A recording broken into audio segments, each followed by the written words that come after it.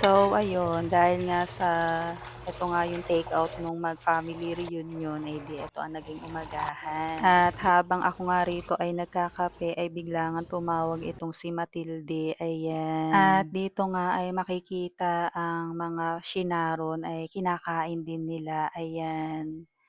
At habang nga kami rito ay nag-uusap, ayan, ito yung GC namin ng aming pamilya naman, ayan, pamilya ni Marlen. Ay dito nga ay pinag-uusapan nga namin kung tuloy ba yung aming pagpunta nga sa mga falls, ayan. Hindi pa malaman kung saan kami pupunta rito at hindi pa makapag-decide.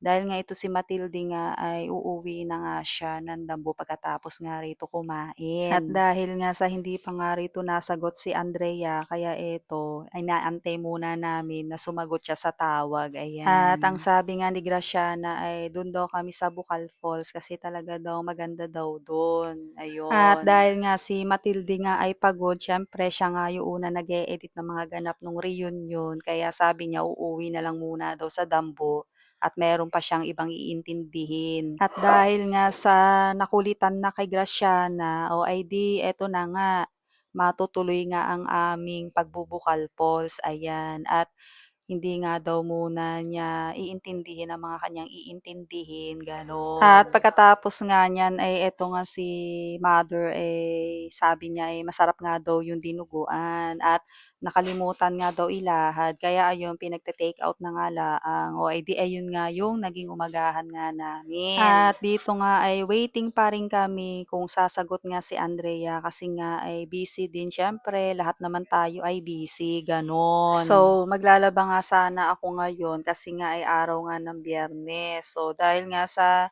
eto nga nagkakayayaan nga, ay di biglaan na naman 'to, ay di tuloy na talaga ito, tuloy na ang aming pagbubukal Falls. O ay di sumagot nga itong si Andrea. Nang sumagot nga dito si Andrea, eh wala nga daw service. So ngayon, sabi nga namin, o ay di basta bahala, nakita-kita na lang doon kung saan ay kami ay pupunta ng Bukal Falls, ayan. At dito nga ay hindi pa rin matapos-tapos ang tsismisan, eh, habang ako nga ay nagtatasking nga dito ay di medyo tasking-tasking nga muna. At ito nga si Mildred, ayan, ayan yung mag-ina. At si Dindin nga ay kasama nga ni Mildred kasi nga ay school vacation naman. At ngayon ko nga lang na ano na school vacation na nga pala, ayan. At nasanay na kasi na ganito ay may online class pa rin. At hindi pa rin matapos-tapos nga rito ang mga chikahan kasi nga ay hindi pa rin naman ako tapos magta-tasking, ayan. Marami pa rin akong tataskingin dito at yung mga ila-live ko ay siguro pag-uwi na lang, ayun. Gano'n na lang ang aking naging desisyon sa buhay, ayan. At dito nga ay pinapakita nga ni Graciana na kung saan na meron pang magandang falls, ayan. So, pinagpipilian nga yung falls na pinakita ni Graciana sa Facebook at eto ngang bukal, ayan. So, ayun, sabi ko nga ay maya-maya ay, aba, ay ako'y magre-ready na ano pang gagawin para nakapagre-ready na ako, gano'n, at tayo maghiwa-hiwalay na. Ay, oo nga naman. So, ayun, eto na nga. So, ayun guys. Ayos na naman naman. Gala na naman.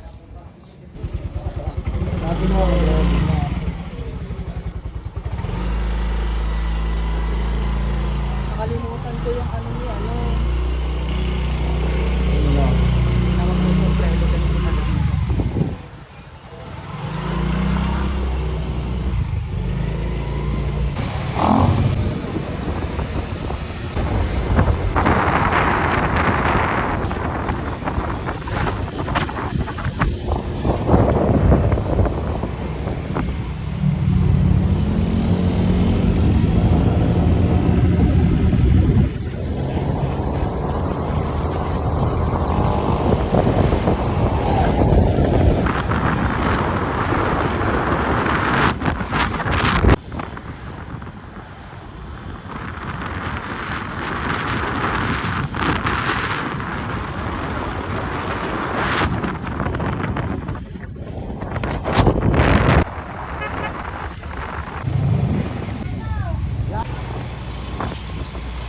Wet boy.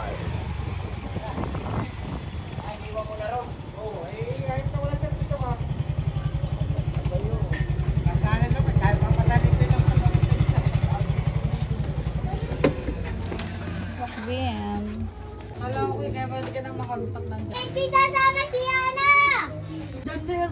Kapot nyo!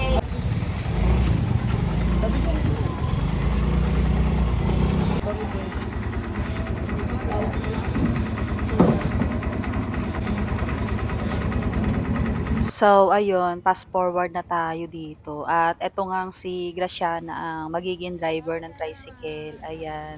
Itong tricycle na ito ay kay Kabunjing, ayan, thank you so much at meron kaming service. At dito nga ay mga walang ligo pa ang lahat kasi nga ay ilog naman yung aming pupuntahan or falls naman, gano'n.